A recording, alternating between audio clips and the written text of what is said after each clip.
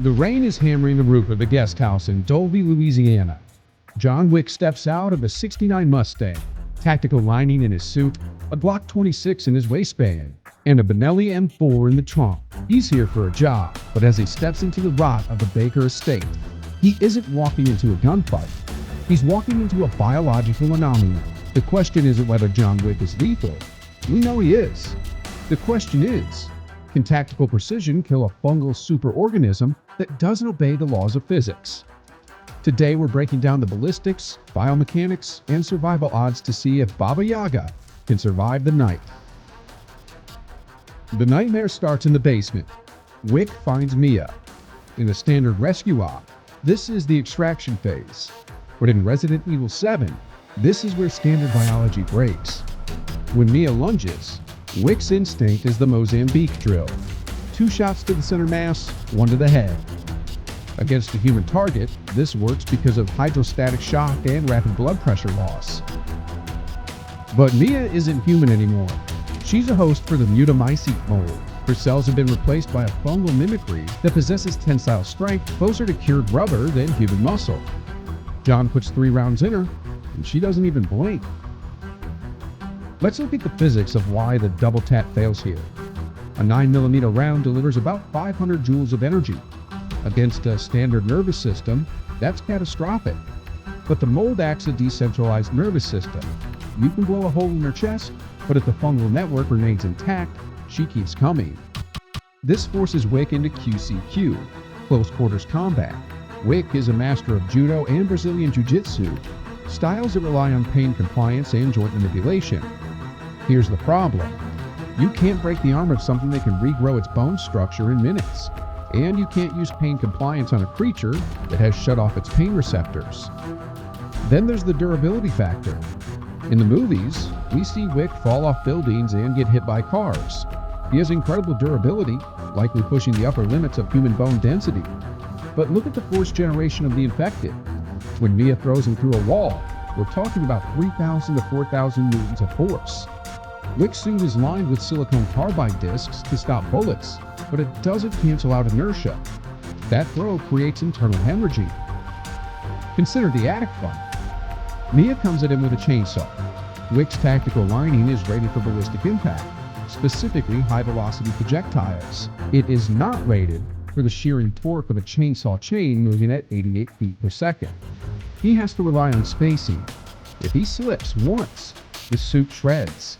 He survives this encounter because his skill gap is massive. He can parry, dodge, and land critical hits with his axe faster than Mia can react. But the math is bad.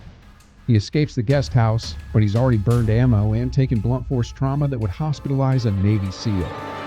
The probability of him surviving the first hour is high, but his resources are already bleeding out, and he doesn't know that the real threat is waiting for him in the main house. John escapes the attic, but the guest house was just the tutorial. Now he's in the main house, and the threat profile shifts from a rabid infection to a relentless stalker. He meets Jack Baker. In a standard tactical scenario, Wick dominates the engagement because he dictates the tempo. He shoots, the target drops, he moves.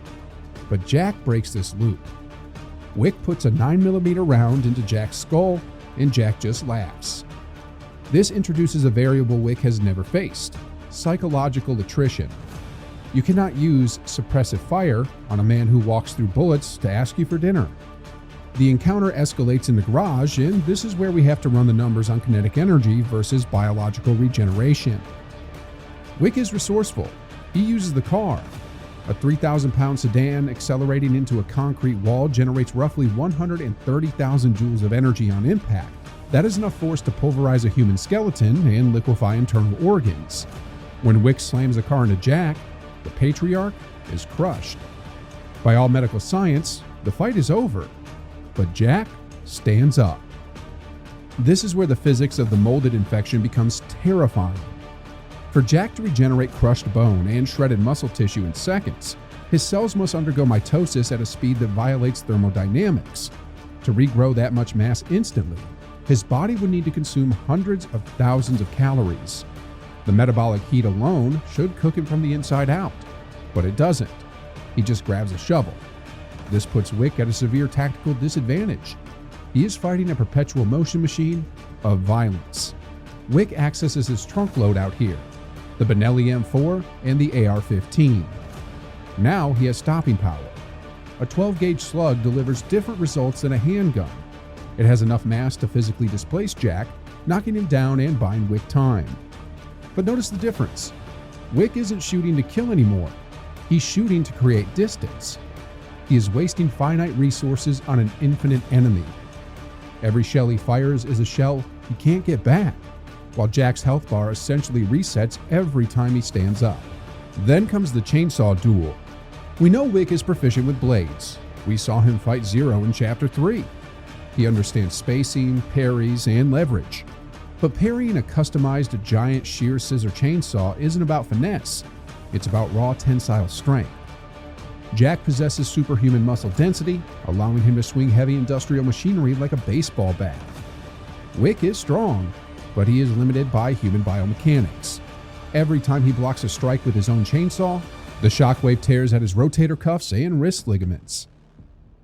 Wick wins this specific engagement because his combat IQ is higher. He uses the environment, cripples Jack's mobility, and creates an opening to blow Jack's upper body apart. But the immortality factor is wearing him down. He survives the garage, but his suit is torn, his ammo count is dropping, and his stamina is depleting.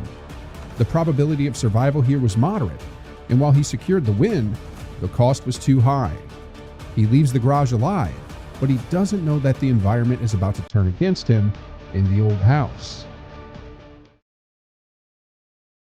John leaves the garage battered but breathing. He crosses the yard to the old house, and immediately, the tactical parameters shift. The main house was a kill box, but the old house is a biohazard zone. The air is thick with spores, visibility is low, and the threat isn't just a man with a shovel anymore, it's the biosphere itself. This is Marguerite Baker's domain, and she introduces a variable that John Wick's high-tier ballistic suit was never designed to handle: insect virology and swarm attacks. Let's analyze the gear. Wick wears a bespoke suit lined with silicone carbide discs and a Kevlar weave. It stops 9mm rounds and slashes from knives. But is it hermetically sealed? Absolutely not. To maintain the mobility required for judo throws and tactical reloads, the suit needs to breathe. There are gaps at the collar, the cuffs, and the ankles. Marguerite controls the mutamycete's ability to weaponize local fauna, specifically centipedes and wasps that have been genetically hypercharged. A bulletproof vest is useless against a swarm of fist-sized wasps that can crawl inside your clothes. The damage profile changes here.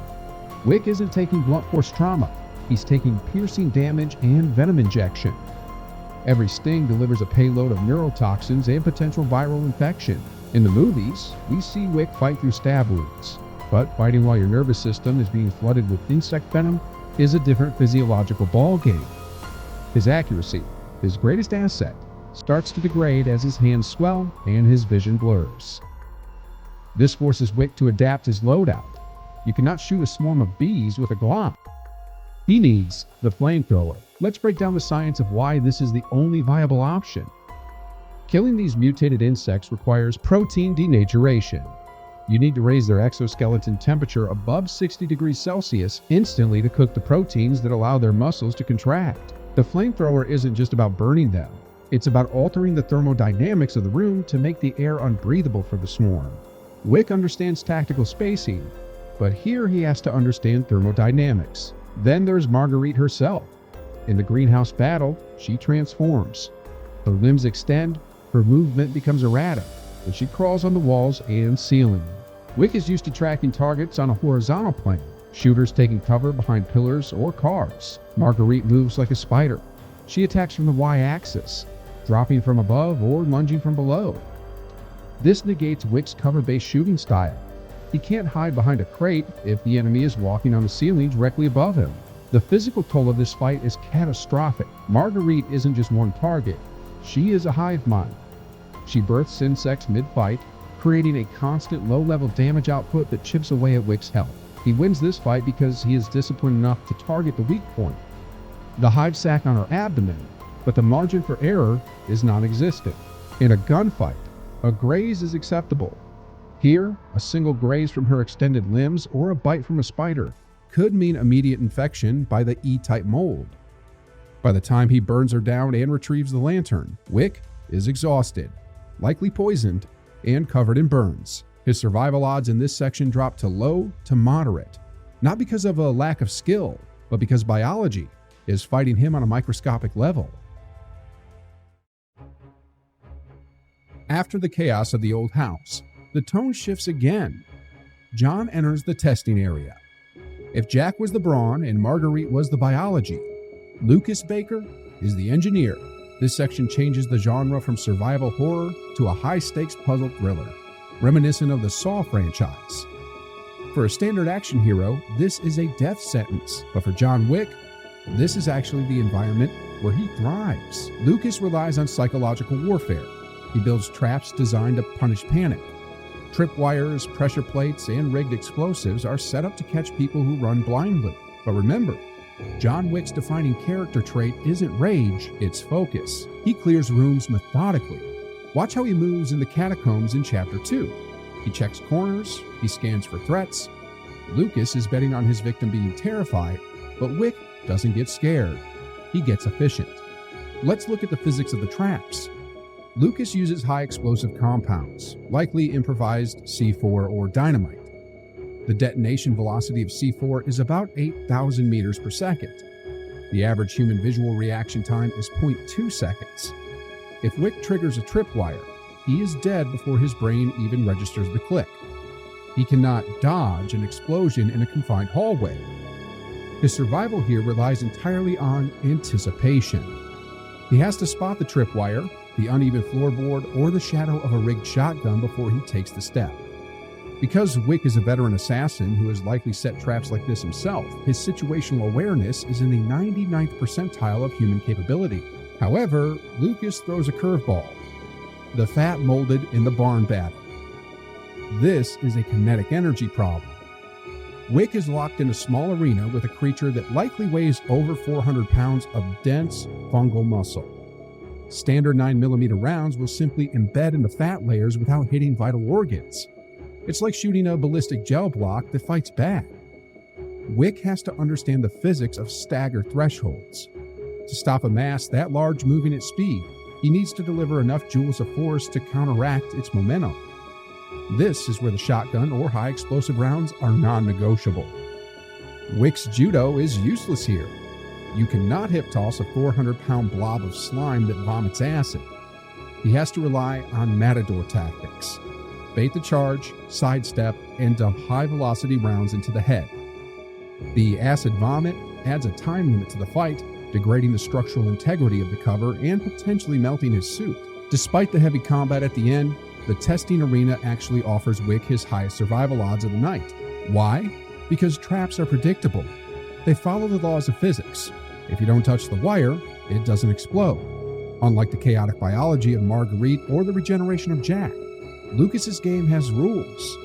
And if there's one thing John Wick is good at, it's learning the rules of the game and then executing the players. He solves the maze, outsmarts the engineer, and moves on.